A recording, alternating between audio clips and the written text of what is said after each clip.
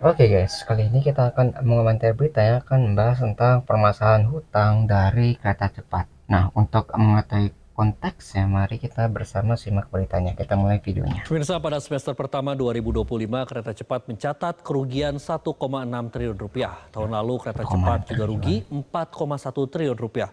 Utang kereta cepat pun membengkak menjadi 118 triliun rupiah. Dan antara sebagai 100 holding BUMN ingin triliun. APBN ikut menanggung utang tersebut. Tapi Menteri Keuangan menolaknya. Mengapa negara tidak mau cawe-cawe utang kereta cepat? Inilah top review.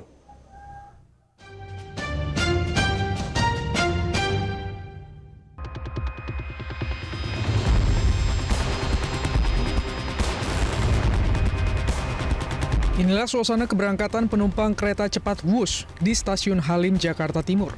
Sebagaimana diketahui, kereta cepat Wush melayani rute Jakarta-Bandung dengan jarak 142,3 km dengan waktu tempuh antara 36 hingga 44 menit. Ada kabar terbaru, PT KCIC akan memangkas jumlah perjalanan dari 62 perjalanan per hari menjadi 56 perjalanan per hari. Dikurangi. PT KCIC beralasan untuk memberikan waktu pemeliharaan yang lebih panjang dan menyeluruh. General Manager Corporate Secretary PT KCIC Eva Khairunisa menjelaskan bahwa penyesuaian jadwal dilakukan sebagai bagian dari komitmen KCIC dalam menjaga keandalan dan keselamatan operasional kereta cepat pertama di Indonesia dan Asia Tenggara. Pengumuman ini dilakukan di tengah kabar bahwa PT KCIC sebagai operator kereta cepat Wush mengalami kerugian cukup dalam. Pada semester pertama 2025, KCIC melaporkan kerugian 1,6 triliun rupiah. Sementara PT KAI sebagai pemegang saham mayoritas di PT KCIC mencatat kerugian 1,424 triliun rupiah akibat konsolidasi beban Wush. Sebelumnya pada 2024, KCIC mencatat kerugian operasional 4,195 triliun rupiah karena okupansi penumpang hanya sekitar 20% dari target. PT KAI sebagai pemegang saham mayoritas. Ya, maksudnya dari target tuh harusnya digunakan oleh banyak orang, kan semakin banyak yang menggunakan, berarti semakin besar pemasukan, semakin murah juga gitu ya untuk biayanya. Jadi kalau semakin banyak yang menggunakan, maka keuntungan makin besar. Sedangkan tadi kan cuma 20% tuh. Kalau 20% berarti kan seperlimanya ya, tidak sesuai dengan target yang diinginkan. Nah, ketika orang yang menggunakannya sedikit, sedangkan biayanya besar, akhirnya jadi rugi gitu ya. Sebagian besar kerugian itu. Kondisi terbaru per Oktober 2025, total beban utang mencapai 116 hingga 118 triliun rupiah, dengan bunga tahunan mencapai 2 triliun rupiah. Sedangkan pendapatan tiket tidak sampai setengahnya. Kerugian konsorsium selama 2024 hingga 2025 total mendekati 6 triliun rupiah.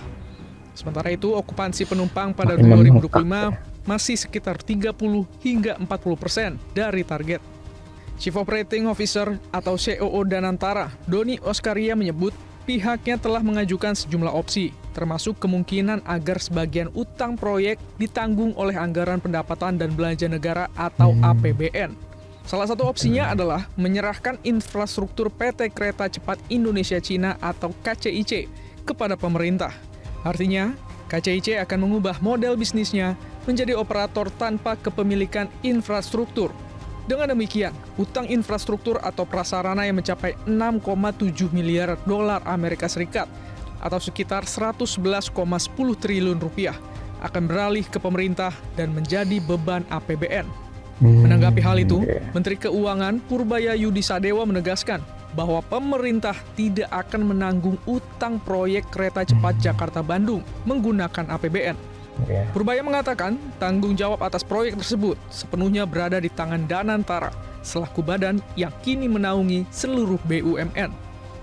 Jadi banyak di situ ya. Kalau misalnya pakai APBN nih, misalnya 100 triliun suruh dibayar ke apa ya, kata tadi ya, untuk bayar hutang. Itu 100 triliun tuh yang bisa mungkin digunakan untuk MBG, untuk pendidikan, untuk hal lainnya gitu. Itu mungkin bisa dikurangi gara-gara masalah seperti ini. Gitu kan, karena dananya terbatas ya. Ketika dialihkan ke satu masalah, maka ada masalah lain yang mungkin akan terhambat ataupun harus ditunda, mungkin dikurangi jadinya. Ya, jadi mungkin untuk masyarakat nanti jadinya bakal jadi besar lagi. Mungkin nanti ngaruh ke pajak, mungkin ngaruh ke masalah kesehatan gitu kan. Makanya jangan sampai APBN itu digunakan hanya untuk membayar hutang. Karena kalau ngebayar hutang berarti kan nggak ada perkembangan dari uangnya. Misal uangnya untuk investasi. Nah, kalau ada investasi nanti bisa digunakan, bisa diputar, bisa menambah keuntungan. Tapi kalau untuk ngebayar hutang ya uangnya lenyap begitu saja untuk ngebayar tadi hutangnya. Gitu ya. Jadi ada keputusan strategis juga yang dari Menteri Keuangan ya masalah hutang ini gitu. Dihubungi untuk masalah itu, Mbak. Nanti begitu ada saya di jumpa pers yang mingguan deh saya kasih tahu update-nya seperti apa. Yang jelas sekarang saya belum dihubungin tentang masalah itu. Tapi kalau ini kan kayak sisi di bawah Danantara kan ya. Kalau di bawah Danantara kan mereka udah punya manajemen sendiri, udah punya dividen sendiri yang rata-rata setahun bisa 80 triliun atau lebih. Harusnya mereka manage dari situ, jangan ke kita lagi. Karena kan kalau enggak ya semuanya ke kita lagi, termasuk dividennya. Jadi ini kan mau dipisahin swasta sama government. Ya jangan kalau enak swasta, kalau nggak enak government. Saya pikir begitu ya Pak. Gitu. Jadi khawatir dari pemerintahnya itu kebebanan tadi lagi masalah utang itu. Ini masalah antara tapi kok dilempar ke APBN lagi, dilempar ke masalah pemerintah lagi gitu. Jadi pemerintah itu nggak fokus tentang kebijakannya gitu. Kalau masalah antara ya antara, kalau misalnya masalah pemerintah gitu supaya terpisah, tidak mencampur adukan masalah keuangannya gitu ya, khususnya seperti itu. Ya biar nggak kacau gitu kan. Jadi setiap bagian tuh mengurusi masalahnya masing-masing ya biar fokus gitu. Yang saya tahu seperti karena saya belum disusun dengan mereka. Proyek pembangunan kereta cepat memang sudah menimbulkan masalah sejak awal. Mulanya, pembangunan kereta cepat yang menjadi proyek strategis nasional ini diperebutkan dua negara, yaitu Jepang melalui JICA dan Tiongkok melalui China Railway. Jepang menawarkan skema government to government atau G2G dengan jaminan negara. Sedangkan Cina menawarkan business to business atau B2B tanpa jaminan APBN. Akhirnya, Presiden Joko Widodo memilih proposal Cina pada akhir 2015 karena dianggap tidak membebani APBN.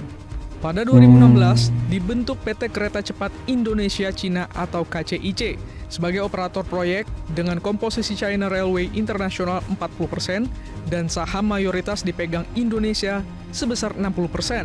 Lewat konsorsium PT Pilar Sinergi BUMN Indonesia atau PSBI yang terdiri dari PT KAI sebanyak 58,53%. Sisanya PT Wijaya Karya atau WIKA, PT Jasa Marga, dan PT PTPN 8. Pendanaan utama berasal dari pinjaman Bank China Development Bank atau CDB sebesar 4,5 miliar dolar dengan bunga 3,5 hingga 4% per tahun. Target awal, proyek selesai tahun 2019 dengan total biaya 5,5 miliar dolar atau sekitar 80 triliun rupiah. Dalam perjalanannya, terjadi keterlambatan dan pembengkakan biaya. Pekerjaan konstruksi terhambat karena masalah pembebasan lahan, desain, dan perizinan. Biaya mulai naik karena keterlambatan dan perubahan spesifikasi teknis. Gitu ya. Jadi semakin lama proyek itu berarti semakin besar juga biaya. Karena kan tadi ya, orang tuh makin lama bekerja situ berarti kan harus digaji, harus dikasih makan. Itu semakin lama proyeknya berarti semakin besar juga biaya yang dibutuhkan. Jadi membengkak nih, nggak cuma harus cepet nih tahun 2019 jadi gitu ya. Misalnya desainnya harus segini, lahannya segini dan semua itu bisa selesai. Nah, kalau misalnya dilanjutkan, misalnya tambah ya setahun atau nggak 2 tahun kemudian, nah itu bisa menambah biaya lagi untuk membangun infrastruktur seperti ini gitu ya. Jadi mungkin ada masalah-masalah tadi yang menyebabkan biayanya itu membengkak gitu di luar dugaan dari sebelumnya ya. 2021 terjadi pandemi COVID-19 yang mengakibatkan pekerjaan terhenti, biaya naik karena logistik, kesehatan, dan perubahan kurs. Cost overrun atau pembengkakan biaya diumumkan dari 5,5 miliar dolar menjadi 6,07 miliar dolar, lalu naik lagi ke 7,27 miliar dolar atau 118 triliun rupiah. Pemerintah akhirnya turun tangan menyuntikkan penyertaan modal negara atau PMN ke PT KAI sebesar 4,3 triliun rupiah pada 2021 hingga 2022. Ini menandai bahwa proyek yang awalnya tanpa dana APBN kemudian mulai disubsidi negara. Pada 2 Oktober 2023, kereta cepat diresmikan Presiden Joko Widodo dengan nama resmi WUSH yang merupakan singkatan dari Waktu Hemat, Operasional Optimal, Sistem Handal. Tarif promosi awal Rp250.000 hingga per penumpang. Jalurnya adalah Jakarta Halim Padalarang Tegaluar Bandung dengan panjang 142,3 km. Target awal penumpang mencapai 31 juta orang per tahun. Operasional berjalan lancar secara teknis, tetapi pendapatan tiket sangat rendah dibanding beban operasional dan bunga pinjaman. Kondisi terbaru per Oktober 2025, total beban utang mencapai 116 hingga 118 triliun rupiah. Dan antara sebagai holding atau lembaga Tuh ya, bayangin tuh ya, untuk bayar hutangnya aja nggak mampu, bunga hutangnya aja nggak mampu. Ya kalau misalnya bunga hutangnya aja nggak kebayar, berarti setiap tahun bukannya utang itu berkurang, tapi makin bertambah gitu. Jadi biaya operasionalnya tuh makin besar ya. Jadi itu dia masalahnya. Jadi harusnya penumpang yang banyak yang menggunakan. Kalau semakin banyak yang menggunakan, pemasukan makin besar. Ketika pemasukan lebih besar daripada ini ya, bunga hutangnya, harusnya hutangnya bisa diturunkan. Tapi yang terjadi malah sebaliknya gitu ya, bukannya utangnya tutup sama biaya apa ya, dari tiketnya, tapi ini malah nggak bisa ketutup sama sekali ya. Jadi bukannya berkurang malah bertambah hutangnya. 118 Gimana nih triliun rupiah. manajemennya nih ya? Dan antara sebagai holding atau lembaga investasi BUMN yang membawahi sejumlah BUMN, termasuk PT KAI, berusaha melakukan restrukturisasi utang dengan Cina dan juga melempar wacana melibatkan APBN untuk membayarkan utang. Di sisi lain, Jadi yang awalnya tadi rencananya itu biar tidak membebani APBN, pada akhirnya ketika udah sampai 100 triliun itu akhirnya APBN digunakan juga gitu ya. Itu jadi masalah kan. Kalau APBN digunakan nanti bisa menghambat program-program pemerintah yang lainnya. ogah cawe-cawe dan menyerahkan sepenuhnya utang kereta cepat ke Danantara. Kini Danantara harus memutar otak untuk menyelamatkan masalah pelik disuruh dari mikir. proyek kereta cepat yang lebih mengedepankan ego kekuasaan ketimbang kalkulasi rasional. Ya, jadi nggak sembarangan yang ngebuat infrastruktur, harus dipikirkan, nggak cuma asal ngebangun, tapi bagaimana memaintenance gitu, bagaimana cara menjalankan supaya tetap terjaga gitu. Kayak misalnya industri atau misalnya perusahaan tuh nggak asal wah bangun jadi selesai gitu aja, tapi kan bagaimana menjalankannya, bagaimana mengoperasikannya supaya tadi jadi bisnis gitu, menguntungkan, nggak cuma untuk si perusahaan tapi bagi masyarakat yang menggunakan juga gitu.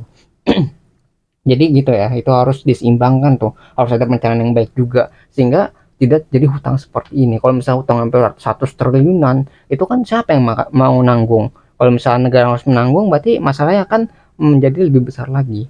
Gitu. Yang harusnya ada program-program pemerintah yang bisa jalan, mungkin aja terhambat gara-gara masalah hutang ini. Itu ya, itu yang jadi masalah.